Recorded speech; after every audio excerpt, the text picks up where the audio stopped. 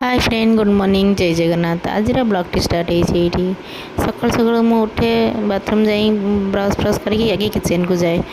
Kitchen सब रात जो सब बासन सब थोड़ी गोटे जगह थोई था गोटे जगह तो सकाल तार पानी छाड़गला पर स्टाण्ड रे सजेकी सब रखिदिए जे जगह जे प्लेट जगह प्लेट कड़े जगह कड़े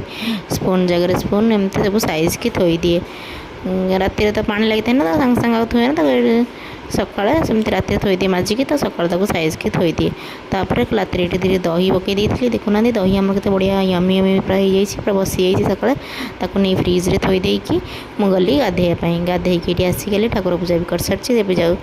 ठाकुर पूजा कर आस देखला देखुना बाप पुओ पूरा शोचती पूरा आराम से किसी जना पड़नी कहते बापर कार्बन कपी हो पुआ देखुना बाप जेन शोची पुओ सेन शोची दी तीन थर डाकिली जमी न उठिले कि देखुना पूरा शोचती न उठिले मोर मु चलि मुझे तुम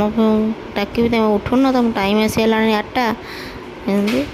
बापा टे उठिकी अनै देकी पुणी शोई पड़े पुअर कि किसी ना पुओ तार शोची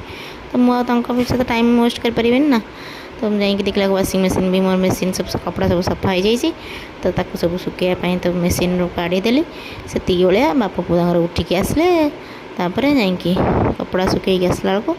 आराम कर खाया ब्रेकफास्ट बन सारी गाधे सारापर आम जा ब्रेकफास्ट करने आमर आज होता अंडा वाला मैगी ये मैगीटा देखते एमती देखा यहाँ हूँ एक्चुअली आम डुंगुल सार बनई मो पुओ खुआला कहले तुम पुओ खुआच मुझे ब्रेकफास्ट बनई दूसरी तो सी बनई देते तार पुओ को शोक आसला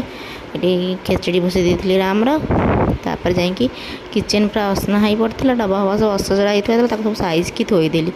ये सब सजेकी थोईदेकी तब देखुना किचन हालत भी केमती अच्छी तक सब सफासफी करदेली आपण मैंने कहते आज कौन रोषे न करी किचन सफासफी कर लगी जाइए सका रोषे न कर कारण हूँ सकाल इच्छा होता फास्ट बिरियानी खाइले हाँ के दिन है बिरियानी खाई नी तो मन कथा स्वामी जापारे कहले आज कि आने ननभेज टे खरा बेलू बिरियानी ऑर्डर करदे तो बाप पुओ लंच कर सारापर मुझे खायापी बिरियानी बाढ़ी आनली प्लेट रे देखुना बहुत दिन पर आज आम बिरियानी खाऊँ बिरियानी सहित तो रायता फ्री थाए सहित आम ओनर मौसी से देते चिकेन तरकारी लंच रे आज बिरियानी एंजॉय होता है। आप देखिए वीडियो भल लगे लाइक शेयर सब्सक्राइब करेंगे। रही जय जगन्नाथ।